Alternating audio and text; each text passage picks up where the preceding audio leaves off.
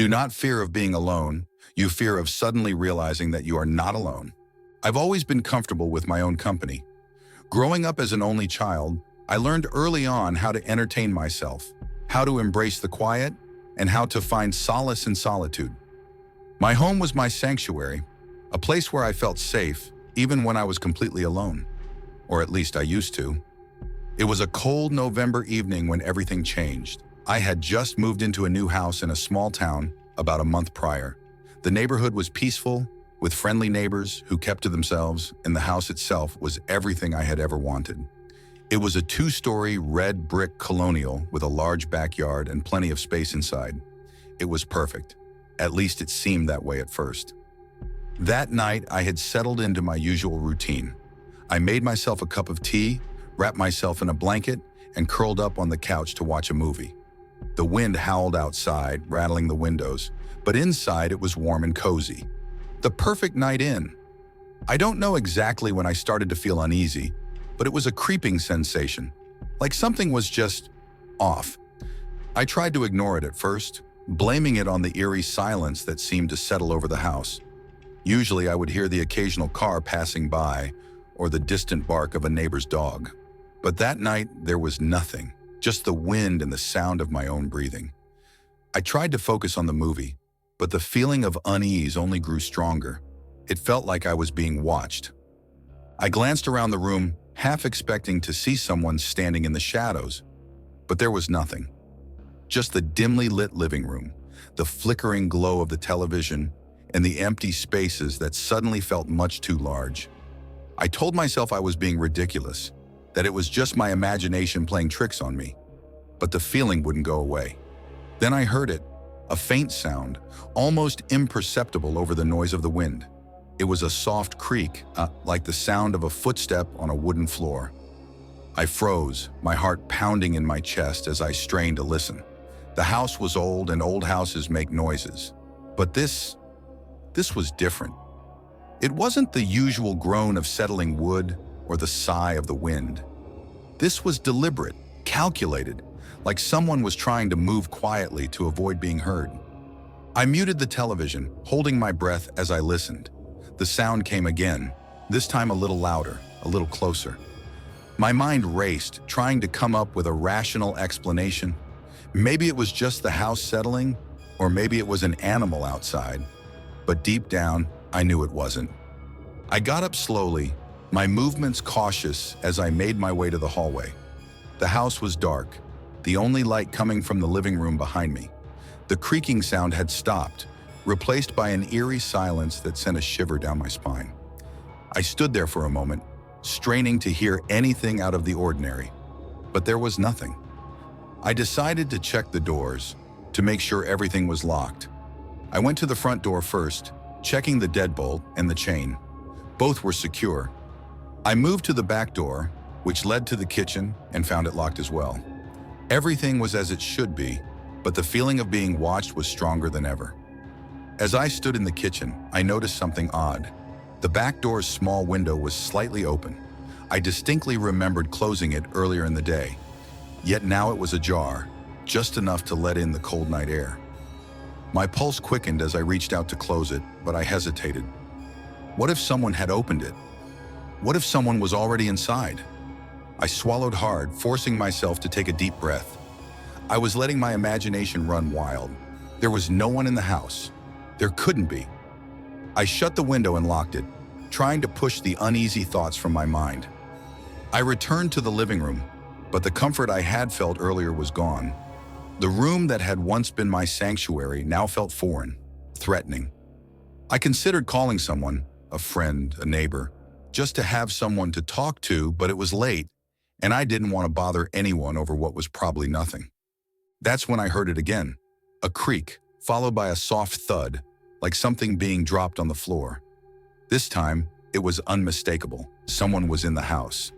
My heart raced as I grabbed my phone, my fingers trembling as I dialed 911. My voice was shaky as I whispered to the operator, telling them that I thought someone had broken into my house. They assured me that the police were on their way and told me to find a place to hide. I hurried upstairs, moving as quietly as I could. My bedroom was at the end of the hall, and I made a beeline for the closet. I squeezed inside, pulling the door shut behind me. It was dark, the only light coming from the small crack at the bottom of the door. I crouched down, trying to make myself as small as possible, and held my breath. The silence was deafening. Every second felt like an eternity as I waited, listening for any sign that the intruder was nearby. I could hear my own heartbeat, thudding loudly in my chest, but nothing else. Then the sound of footsteps echoed through the hallway. Slow, deliberate steps, moving closer and closer to my bedroom. I pressed my hand over my mouth, stifling a sob as the footsteps stopped just outside the door. The handle turned and the door creaked open. I couldn't see anything from my hiding spot, but I could hear the faint rustle of fabric, the soft sound of breathing. Whoever it was, they were in my room. I squeezed my eyes shut, praying that they wouldn't find me, that the police would arrive before it was too late. But the footsteps grew louder as they approached the closet. I could see the shadow of feet through the crack under the door. They were right outside. The door to the closet opened slowly, and I felt a wave of cold air wash over me. I didn't dare move, didn't dare breathe. I could feel someone standing there, inches away, just watching me. Then suddenly the closet door slammed shut, and I heard the sound of footsteps retreating down the hall. I waited for what felt like hours before I dared to move. My entire body was trembling as I pushed the closet door open and stepped out. The house was silent once again, but the sense of unease had settled into something much darker, pure, unadulterated fear. I had to get out of there. I grabbed my phone and slowly made my way downstairs. Every creak of the floorboards sending a jolt of panic through me. The front door was just a few feet away. I was almost there when I heard it, a voice low and menacing coming from behind me. "You shouldn't have left the closet." I froze, my heart stopping in my chest. The voice was right behind me, so close that I could feel the warmth of their breath on the back of my neck. I didn't dare turn around. I didn't want to see who or what was standing there. "Run," the voice whispered. I didn't need to be told twice. I bolted for the door, yanking it open and sprinting out into the night. The cold air hit me like a wall, but I didn't stop. I ran down the driveway across the street and didn't stop until I reached the safety of a neighbor's house. I pounded on the door, my voice hoarse as I screamed for help. The lights flicked on, and an elderly couple opened the door, their faces filled with concern. I didn't even have the words to explain what had happened. All I could do was sob, the terror finally overwhelming me. The police arrived minutes later, but it felt like an eternity. They searched the house from top to bottom, but there was no sign of an intruder. No footprints, no fingerprints, nothing out of place. It was as if no one had ever been there at all. But I knew what I had heard, what I had felt. Someone had been in my house that night, watching me, stalking me. I never went back to that house. I couldn't. I sold it a few months later and moved across the country, as far away as I could get. But no matter where I go, I can't shake the feeling that I'm still being watched, that the thing in the closet is still out there, waiting for me to make a mistake. And sometimes, late at night, when the house is dark and the wind is howling outside, I can still hear that voice, whispering in the back of my mind. "You shouldn't have left the closet."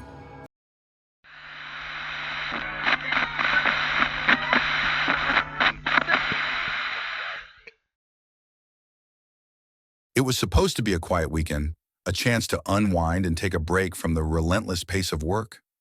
My job had been particularly stressful that month, and I was looking forward to spending a few days in the countryside at my late grandparents' house. It was an old, creaky place, but it had always been my retreat from the world. There was something comforting about its familiar smells, the worn wooden floors and the thick, heavy silence that only a house far from the city could provide. I arrived late on a Friday evening, the sun already setting behind the dense forest that bordered the property. The house stood at the end of a long, winding driveway, partially hidden by overgrown trees and shrubs. It had been years since I'd last been there, and in that time, nature had begun to reclaim what was hers. The once pristine garden was now a tangled mess of weeds, and the paint on the wooden siding was peeling, revealing the gray wood underneath. But despite its weathered appearance, the house still felt like home. I unlocked the front door and stepped inside, flipping the light switch in the hallway. The dim bulb flickered to life, casting a weak glow over the dust-covered furniture. The air was stale, carrying the faint scent of mildew and old wood. I dropped my bags by the door and made my way through the house, opening windows to let in some fresh air. After a quick meal and a glass of wine, I settled into the living room with a book. The house was quiet, save for the occasional creak of the floorboards and the distant hoot of an owl outside. I felt the tension of the past few weeks slowly start to melt away, replaced by a sense of peace that I hadn't felt in a long time. As the night wore on, the wine began to take effect, and I found myself dozing off on the couch. The book slipped from my hands and landed on the floor with a soft thud. I was just about to drift off to sleep when I heard it. A faint tapping sound, like someone gently rapping on a window. My eyes snapped open, and I sat up, suddenly wide awake. The sound was soft but insistent, coming from the direction of the kitchen. My heart began to race as I strained to listen. It was probably just a branch from one of the trees, I told myself. But the tapping continued, steady and deliberate, as if someone or something was trying to get my attention. I hesitated, torn between staying where I was and investigating the noise. The rational part of my brain insisted that it was nothing, that I was overreacting. But there was another part of me, a deeper, more primal part, that whispered warnings of danger. I stood up slowly, my bare feet making no sound on the wooden floor. The house was dark, the only light coming from the small lamp in the living room. I made my way to the kitchen, my movements cautious and deliberate. The tapping grew louder as I approached, the sound echoing in the stillness of the house. When I reached the kitchen, I stopped in the doorway, my breath catching in my throat. The window above the sink was where the sound was coming from, but there was nothing outside, just the inky blackness of the night and the faint reflection of the room in the glass. I let out a breath I hadn't realized I was holding and shook my head, feeling foolish for getting so worked up over nothing. I walked over to the window, half expecting to see a tree branch tapping against the glass, but there was nothing there. The trees were several feet away from the house, their branches too far to reach the window. I leaned closer, peering into the darkness, trying to see what could be causing the noise. That's when I saw it, a shadowy figure standing just beyond the tree line, barely visible in the darkness. My breath caught in my throat as I tried to make out the details, but it was too dark to see clearly. The figure didn't move, didn't make a sound. It just stood there, watching the house, watching me. A cold wave of fear washed over me, and I stepped back from the window, my heart pounding in my chest. I reached for the light switch on the wall and flicked it off, plunging the room into darkness. I stood there frozen, my eyes locked on the window, but the figure was gone. The yard was empty, the trees swaying gently in the breeze. I told myself it had been a trick of the light, a figment of my imagination fueled by too much wine and not enough sleep. But deep down, I knew better. I didn't sleep that night. I stayed in the living room, wrapped in a blanket, every muscle in my body tense and alert. I kept telling myself that I was being ridiculous, that there was no one out there, but I couldn't shake the feeling of being watched. The next morning, I convinced myself that it had all been a bad dream. The sun was shining, the birds were singing, and the house seemed less threatening in the daylight. I spent the day cleaning and unpacking, trying to keep myself busy. But the memory of the shadowy figure lingered in the back of my mind. That night, I went to bed early, hoping that a good night's sleep would put my mind at ease. I lay in bed, staring at the ceiling, listening to the sounds of the house settling around me. The wind had picked up, causing the old windows to rattle in their frames. I closed my eyes, willing myself to relax, but sleep wouldn't come. Then, just as I was about to drift off, I heard it again, the tapping. It was louder this time, more insistent, as if whatever was outside was growing impatient. My eyes flew open, and I sat up in bed, my heart pounding in my chest. I didn't want to move, didn't want to get out of bed, but I knew I had to see what it was. I grabbed the flashlight from the nightstand and slowly got up, my legs trembling as I made my way down the hall. The tapping continued, a steady rhythm that seemed to echo through the house. When I reached the kitchen, I stopped in the doorway, my breath coming in short, shallow gasps. The window was directly in front of me, but I couldn't bring myself to look at it. I stood there for what felt like an eternity, the flashlight shaking in my hand. Finally, I forced myself to take a step forward, then another, until I was standing in front of the window. I lifted the flashlight, shining it outside, and that's when I saw it again. The shadowy figure standing just beyond the tree line, watching me. But this time, it wasn't alone. There were more of them. Dozens of shadowy figures, all standing in a line, just beyond the reach of the flashlight. My heart raced as I scanned the yard, counting them, trying to make sense of what I was seeing. They didn't move, didn't make a sound. They just stood there watching. I backed away from the window, my mind racing. What were they? What did they want? The questions swirled in my head, but I had no answers. All I knew was that I needed to get out of there. I ran back to the living room, grabbing my keys and my phone. My hands were shaking so badly that I could barely dial 911. I told the operator that there were people outside my house, that I was alone and scared. They assured me that help was on the way and told me to stay inside. But I couldn't stay there. I couldn't be in that house, not with those things outside. I grabbed my coat and ran to the front door, throwing it open and sprinting out into the night. The cold air hit me like a slap in the face, but I didn't stop. I ran down the driveway, glancing back over my shoulder as I did. The figures were still there, standing at the edge of the yard, their dark shapes barely visible in the moonlight. They didn't follow me, didn't move. They just stood there, watching as I fled. I didn't stop running until I reached the main road. I could see the lights of an approaching car, thankfully the police. I flagged them down, my breath coming in ragged gasps as I tried to explain what had happened. They drove me back to the house, but by the time we arrived, the figures were gone. The yard was empty, the trees swaying gently in the breeze. The police searched the area, but there was no sign of anyone. No footprints, no evidence that anyone had been there at all. They tried to reassure me, telling me that it was probably just some kids playing a prank, but I knew better. I packed my bags that night and left the house, vowing never to return. I never told anyone what I saw, not really. I was too afraid that they wouldn't believe me, or worse, that they would. To this day, I still don't know what those figures were or what they wanted. But sometimes, late at night, when I'm lying in bed, I can still hear that faint tapping sound in the back of my mind. And I wonder if one day they'll find me again. So the next time you find yourself alone in an old house and you hear something strange outside, a tapping on the window, a shadow in the darkness, remember this story. Remember the figures in the yard. And whatever you do, don't look out the window, because you might not be alone.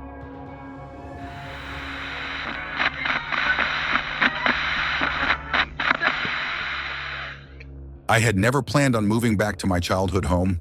Life had taken me away, and I was content with the distance. But when my mother passed away suddenly, I found myself standing in front of the old Victorian house I had left behind years ago. It was a house filled with memories, some good, some I'd rather forget. But now it was mine, and I had to decide what to do with it. The house was in a quiet, sleepy town that hadn't changed much since I was a kid. It was the kind of place where everyone knew each other, where the days stretched long and the nights were eerily silent. I took a deep breath and walked inside, the familiar creak of the wooden floorboards echoing in the hallway. Everything was just as I remembered, almost too much so. The furniture, the old wallpaper, the smell of dust and faint lavender that lingered in the air. It was like stepping back in time. The first few days were spent sorting through my mother's things, deciding what to keep and what to let go of. It was a daunting task, one that stirred up emotions I thought I had buried long ago. But it was necessary. The house was old and I couldn't afford to keep it forever. My plan was to clean it up, sell it, and get back to my life in the city. It was on the third night that things started to go wrong. I had been working late, going through boxes in the attic. The room was cramped and musty, filled with old furniture, forgotten toys, and stacks of dusty books. I was tired and a little on edge, but I pressed on, determined to get through as much as I could before calling it a night.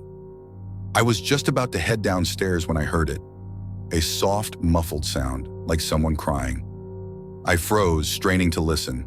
The sound was faint, almost imperceptible, but it was there, coming from somewhere deep within the house. I told myself it was just the wind, or maybe a neighbor's television. But the sound didn't stop. It grew louder, more insistent, until I could no longer ignore it. I grabbed the flashlight from a nearby shelf and made my way down the narrow staircase, my heart pounding in my chest.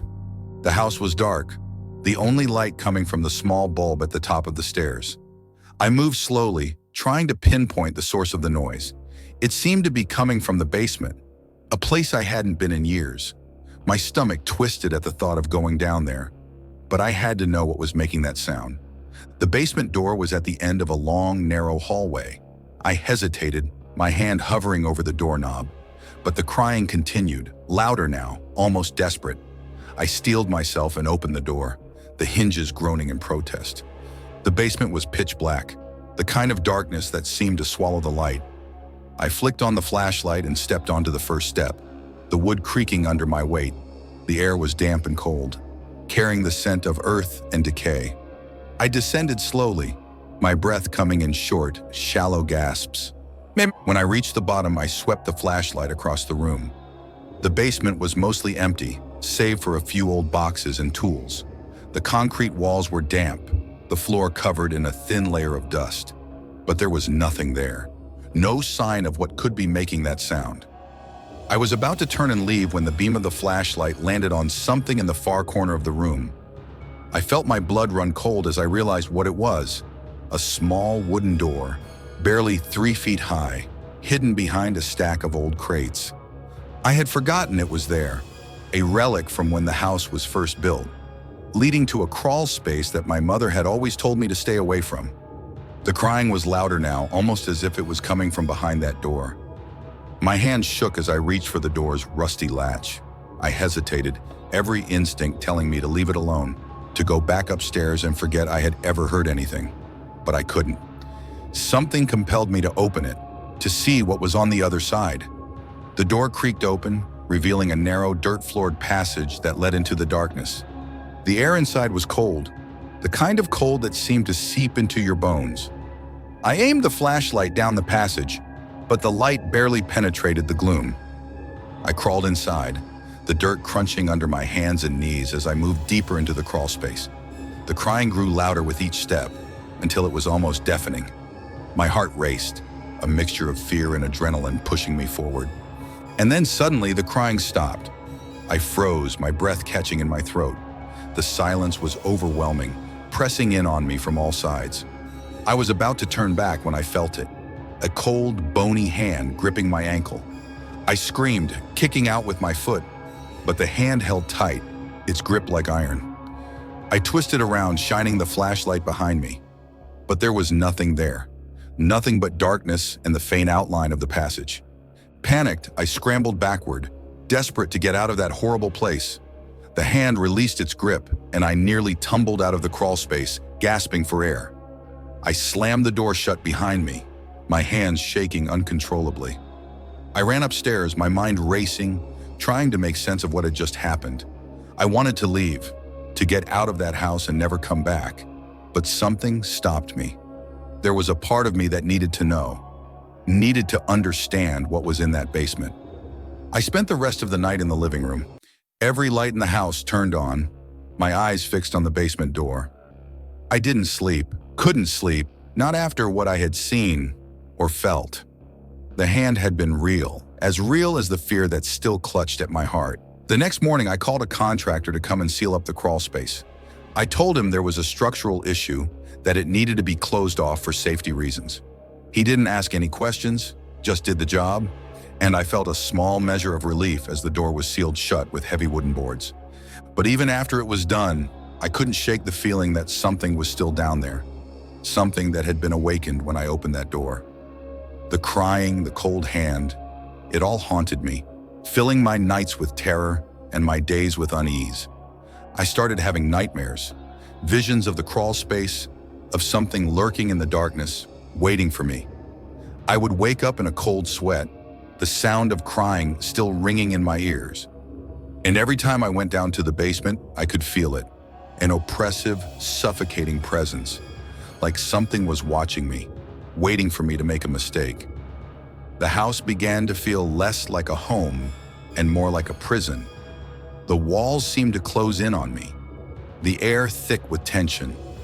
I tried to go about my life, to continue sorting through my mother's things, but it became harder and harder to concentrate. The fear was always there, gnawing at the edges of my mind. And then one night it happened again. I was lying in bed trying to sleep when I heard it. The crying. It was faint, almost as if it was coming from a great distance, but it was unmistakable. I sat up, my heart pounding, and listened. The sound was coming from beneath the floor, from the basement. I tried to ignore it, tried to tell myself it wasn't real, but the crying grew louder, more desperate, until I couldn't stand it anymore. I threw off the covers and ran downstairs, the sound echoing in my ears, driving me mad. When I reached the basement, I stopped, my breath coming in ragged gasps. The door to the crawl space was sealed shut, the boards still in place, but the crying was coming from behind them, loud and clear. I stood there paralyzed with fear as the crying turned into screams. Horrible, gut-wrenching screams that filled the entire house. I wanted to run, to get out of there, but I couldn't move. I was rooted to the spot, my mind overwhelmed by the sheer terror of it all. And then, just as suddenly as it had started, the screaming stopped. The silence that followed was deafening, more terrifying than the screams had been. I stood there for what felt like hours, my body trembling, my mind reeling. Finally, I turned and fled the basement, slamming the door behind me. I didn't sleep that night. I couldn't. The fear was too much, too overwhelming. I sat in the living room, every light on, my eyes wide open, staring into the darkness. The next day, I packed my bags and left the house. I couldn't stay there anymore, couldn't live with the knowledge of what was in that basement. I put the house up for sale, but I didn't tell the realtor about the crawl space, about the crying, or about the hand that had grabbed me. I didn't want to know what would happen to the next person who lived there. It's been months now, and I still can't get the sound of those screams out of my head. They haunt me day and night, a constant reminder of the terror I experienced in that house. I've tried to move on, to forget, but it's impossible. I don't know what was in that crawl space, and I don't want to know. But I can't shake the feeling that whatever it was, it's still out there, still waiting, still crying. And sometimes, late at night, when the world is quiet and I'm all alone, I can still hear it, the silent screams. Join us next time as we delve into more tales of terror and suspense, exploring the darkest corners of the human psyche and the supernatural forces that seek to exploit our deepest fears. Until then, remember to keep the lights on and never venture into the shadows alone.